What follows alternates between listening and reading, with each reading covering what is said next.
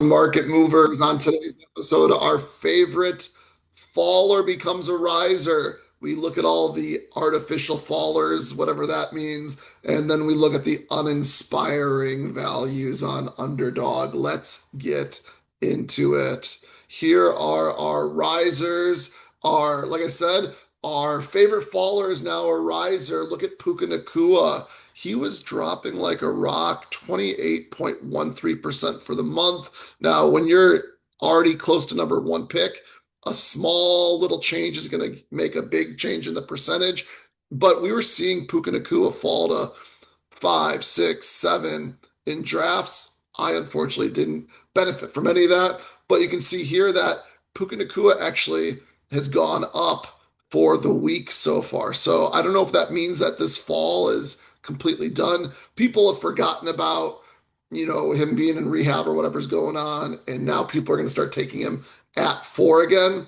Hopefully, this fall continues because I want to get some Puka Nakua value or just get some Puka Nakua. I just went and looked and saw what my percentage of Puka Nakua is. It is staggeringly low, so I would like some Puka value, please.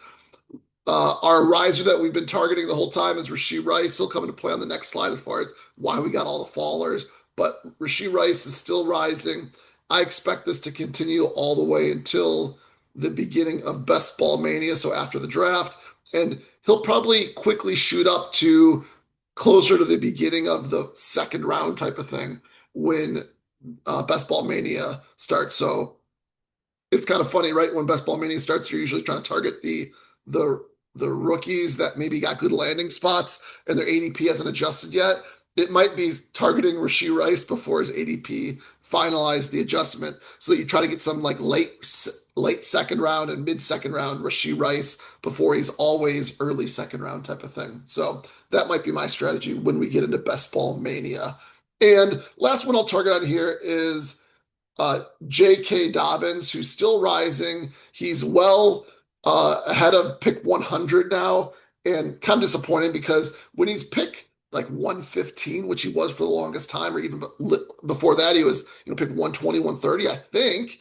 28% rise in the last month, you can see here. But when he was later, you could just throw him on every single team if you wanted to. It didn't matter if you went relatively heavy running back or not. You just like, okay, now it's time to pick J.K. Dobbins because I got my quarterbacks, I got enough in wide receivers, and there's nothing else inspiring here. Let me just throw J.K. Dobbins on the team. Now, when he's picked 96, you really need to be um, more like specific. Not specific, not the right word. You need to be like very intentional with why you're drafting J.K. Dobbins. That's a good word, intentional.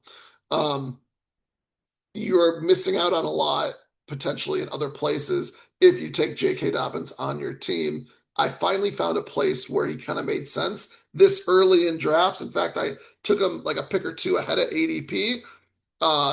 It's in an environment where you are going like zero or hero RB. And what I did was I took him ahead of one other running back that had a lower, like had a ADP that was earlier. And then I also took him ahead of some value wide receivers, but that's because I went hero RB. I went Jahmyr Gibbs with the first pick. And then I didn't draft another running back until J.K. Dobbins. It picked like 94 or something like that. I did pull him up ahead of one running back, but I think that's where it makes sense to take him when you go really light at running back early and you do like a hero or a zero RB build. And don't get suckered into the ADP value at another position.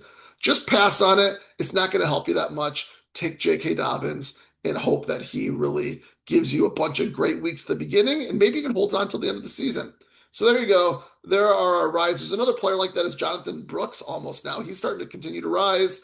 8-1 for the month, but he's done a lot of rising before that. So he like rose and he kind of plateaued out, but he's still rising. Now to pick 145, it gets harder and harder to put him on your teams unless you have the right build. Okay, let's go to our fallers. And here are our what I call artificial fallers. Basically, most of these fallers are just because Rasheed Rice is rising. And so I don't think there's anything wrong with a lot of these players. It's just Rasheed Rice is rising, and if he's rising, someone's got to fall. So basically, you can see here that Jeremiah Love is even falling, and it's not because there's any bad news on Love. I think it's just because some people are now taking Rice ahead of Love, which is causing him to fall.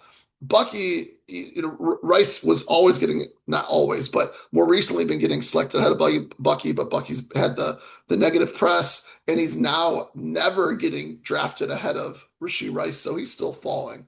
Omarion Hampton's falling. He's had a little bit of negative buzz, but again, people are taking Rasheed Rice probably ahead of Omar and Hampton in some cases for him to fall. Uh, Rasheed Rice is getting now selected ahead of Olave. Rasheed Rice is getting selected ahead of Pickens. Rasheed Rice has always been getting selected ahead of Lad McConkey. Rasheed Rice is maybe even getting selected ahead of Devon Achane. Once Best Ball Mania happens, he probably will be, unless Miami does something crazy during the draft or trades Devon Achane or something like that. I'm extremely light on Devon Achane. I'm not really worried about that one, other than he is a very dynamic player. So I guess you're always kind of worried, but who knows what's going on in Miami? I don't expect him to catch as many passes as he did. If he doesn't catch as many passes, does he bring as much value? Probably not. And then we also have, let's see, and then Tetaroa is also falling again because he's never going ahead of Rasheed Rice now for the most part. So, is there anything wrong with most of these profiles? No, just be happy to get some, I guess, different combinations because Rasheed Rice has now passed all these players. And here's our platform values, uninspiring. And that was the theme last time as well. There aren't many players on here where you're like, yes, I need to get on Underdog to draft these players. If you're a huge DJ Moore fan, I guess Underdog is the place to go, right? 23%. Rasheed Rice is rising, so it's really hard to say that, but that this is a true value. That being said, you might be able to squeeze a couple extra picks out of Underdog in some instances if you want to, but you're probably just risking it to take him at like the 3-2 versus the 2-10. So you're probably not getting much value out of Rasheed Rice. My favorite value on this board is probably Colby Parkinson, basically getting him in the last round or second to last round type of thing. And if you pass up on these other even value tight ends, which I don't think is a bad idea to pass on them, they're falling, so they become more intriguing. But Trey McBride, even at 19.4, I'm surprised he's not on the fallers list. He wasn't, was he? He is not on the fallers list. Um, no, not on the fallers list.